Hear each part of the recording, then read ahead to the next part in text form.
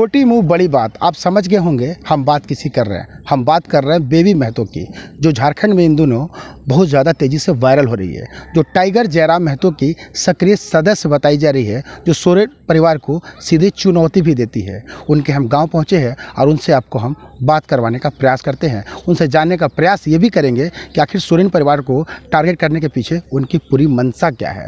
क्या मंशा थी कि आप उस आंदोलन में सोरेन परिवार को टारगेट कर गई?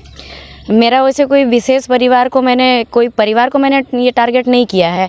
मैंने तो सीएम से कहा है कि क्योंकि हम लोग वहाँ 60-40 का जो विरोध प्रदर्शन करने के लिए गए थे, लेकिन वहाँ पर जाके हम लोग देखे कि हम लोग सब शांतिपूर्वक बैठे थे और वहाँ फिर हम लोग पे आंसू बम फोड़ा गया, फिर उसके बाद लाठीचार्ज हुआ।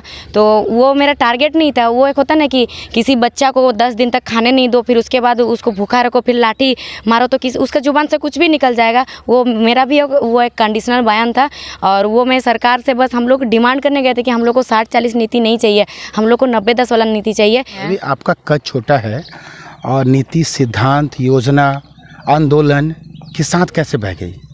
मैं इसके साथ नहीं बही हूँ, क्योंकि देखिए हम लोग जब वैकेंसी देखते हैं ना, तो उसमें तो लिखा रहता है ना कि इस ज़िला का इतना वैकेंसी है, उस ज़िला का उतना। तो उसमें हम लोग को समझ में आ जाता है कि बाहर वालों को 40 पूरा रह जाता है और हम लोग का 4-3 ऐसे मिलता है वैकेंसी एक ज़िला में। तो फिर इतने सारे स्टूडेंट हैं एक ज़िला में, तो फिर हम लोग क्या करेंगे? इसी से हम लोग को फिर गहराई तक जानने का कोशिश किया हम लोग कि कैसे इसको हम लोग गहराई से जानेंगे। तो फिर ऐसे जैसे कि कानून के बारे में थोड़ा बहुत, ज़्यादा तो जानकारी नहीं है, मुझे ज़्यादा नॉलेज नहीं है क्योंकि इससे रिलेटेड में नहीं थी बिल्कुल भी। तो थोड़ा बहुत जयराम भैया का सभा से ही जानने को मिला है। आप जिस रास्ते पर चल रही है वो आंदोलन आज ज़रूर है, लेकिन वो मंजिल जो है नेतागिरी की ओर चला जाता है। तो क्या लगता है कि आज के आंदोलन के बाद से आप अगला जो पड़ाव होगा वो नेतागिरी की तरफ होगा आपका? नहीं, मैंने तो ऐसा अभी तक कुछ नहीं सोचा है, क्योंकि मेरा तो मकसद ही कुछ और था और अभी देखती हूँ क्या होता है। लेकिन हमें तो ये नीति रुकवाना ही है और ये नीति हमें नहीं चाहिए।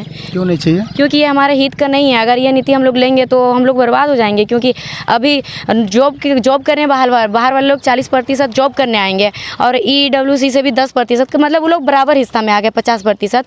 और जब 50% लोग जॉब करेंगे मतलब फिर पैसा यहाँ से कमाएंगे, यहाँ से पैसा कमाने के बाद फिर यहाँ ज़मीनें खरीदेंगे, ज़मीन खरीद के फिर घर बनाएंगे, फिर उसके बाद वो यहाँ का बासिंदा बन जाएंगे, फिर हम लोग कहीं का नहीं रहेंगे। किस तरह से सपोर्ट मिलता है आंदोलनकारियों के साथ आपको? सपोर्ट यही मिलता है कि देखो बेबी, तुम आवाज़ उठाई, अब तुम डरना मत। और तुम एक लड़की होके भी इतना तुम आवाज़ उठाई, इतना बोली, कम से कम सब लड़की जागरूक हो गई। क्योंकि गांव घर की जो लड़कियां होती है उनको इतना चीज़ नॉलेज नहीं था और मुझे भी नॉलेज नहीं था। वहाँ जाने के बाद तो माहौल ही कुछ ऐसा हो गया कि एकदम बोलिए मत। आगे आंदोलन के लिए भी कुछ भी कर सकती हैं आप? कुछ भी मतलब देखिए, हम लोग आंदोलन करेंगे और सरकार को मांगेंगे। अपना घर में किसी को कुछ ज़रूरत होता है तो अपना पेरेंट्स ही ना मांगता है, तो हमारा सरकार, हमारा सीएम मतलब हमारा पेरेंट्स है। तो हम लोग उसी को मांगेंगे और उसी को बोलेंगे, उसी को डांटेंगे, उसी के सामने रोएंगे, सब कुछ उसी के सामने।